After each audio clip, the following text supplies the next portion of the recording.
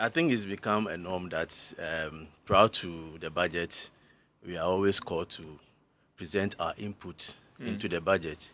And I think a week ago or so, there was this prosperity conference Yeah. that we also had an opportunity to re-emphasize on the input that we have made to the Ministry of Finance. But it's one thing presenting this input. It's another thing, finding them in the actual budget. A bit of disappointment over the years where we've had a situation where we've presented what we think that should be the case for Ghana, looking at the business environment and what businesses are talking about. But in the end, you look at the budget that will come out, and it's so heavy on taxes. A budget that is supposedly being support and to boost productivity, you see numerous taxes in those budgets. And I think that is not helping us. We have done that, presenting our input. We are hopeful this time around, looking at the various engagement that we have had. And of course, we've also received some assurances from the minister in some of the other engagement that they have heard our cry, and they actually know the impact of these taxes on businesses. And for me, everybody now can see what is happening. Even if you are not within the business circle, when you go and the prices are up, you could see that the one who is producing at a higher cost. And of course, it's translating into prices. And it's also obvious that if you look at GDP for the first quarter and second quarter, you realize the impact of these taxes and other costs on the cost of production of businesses. In fact, but for the services sector, all the major sectors that have the potential to drive the economy, the industrial sector, the manufacturing sector, the construction sector, they all contracted. And it's because inflation is high, it's because interest rates are high, it's because taxes are high. So when you put all together, basically they are not making any profit. Do I get from you that based on your engagement with the Ministry of Finance, be the deputy, be the minister himself, that these proposals that you've tabled, they are going to be taken on board and something will be done about that come Wednesday? I think that it will be in the interest of this country for the proposals that we have tabled to be factored into the 2024 budget.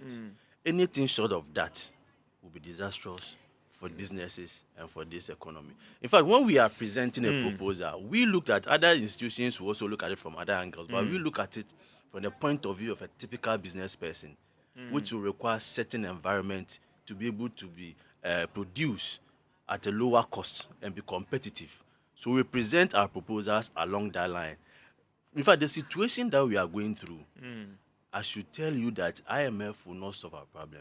What will solve the problem is to energize and stimulate the private sector.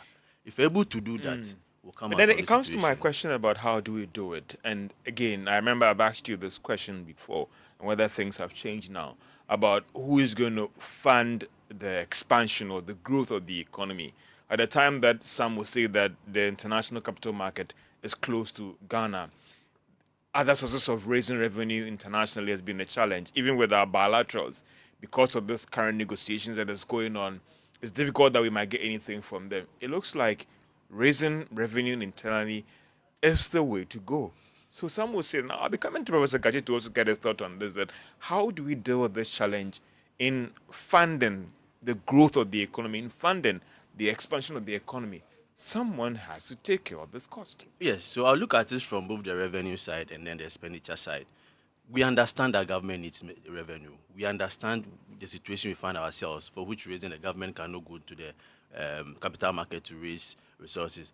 But in coming out with a tax that will generate a revenue, you should know that whatever structure and whatever implementation plan you put in place will affect the agent of the economy, those who are consuming and those who are producing, and the economy at large. In fact, taxes in some other jurisdictions are used to stimulate private sector activity. Our taxes here, the structure and the way it's being implemented, is not helping businesses in any way. Interesting. So you may be generating the revenue, but at the end of it, you are doing that at the expense of the private sector. That will rather give you the higher tax and also create the job for the people who are unemployed. Let me give you a typical example. Our VAT. Prior to 2018 mid-year budget, the NHIL and the GET Fund were part of the VAT system, which for any business person, when you get it, it's input deductible. So after that, they deduct it, and it gives some relief to businesses. Now they separated it from the normal VAT and made it a straight line levy, which become a direct cost to the businesses. And of course, they will translate it to whoever is consuming. So one of the things that we have asked is that they should go back and reinstate the NHIL, and if they really want to help businesses, and they get fund into the normal VAT, so they can be deducted as an input VAT. Otherwise, you keep on killing the businesses that you have. That lays Some the of golden the eggs, taxes right? that we have now, they are not necessary. Nuisance tax? Nuisance taxes. Those taxes were brought in purposely to solve a specific problem.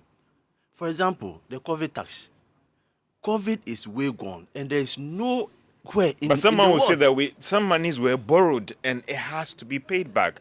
there should be an accountability. Do we borrow again to refinance that debt, or You taxing see- you this see- might be the best way out? Billions of cedis came in through the COVID support. COVID Some were support. grants, some were loans as well. So they have to. Personally, I think that the supposed support that they gave to businesses, they were not free monies. I haven't heard anywhere the amount that they have been able to collect from those businesses that they give the money to. Otherwise, it become waste money, and you come back to the individuals and to the businesses to tax them. So your structure should be able to generate you the revenue and should be able to stimulate the activities of the private sector. If the businesses are collapsing, you end up not getting the revenue that you want. So that balance that we need to create, the balance of government getting the revenue and also enhancing the activity of business, for me, we've not been able to do that, and it's not good for us going forward. Let me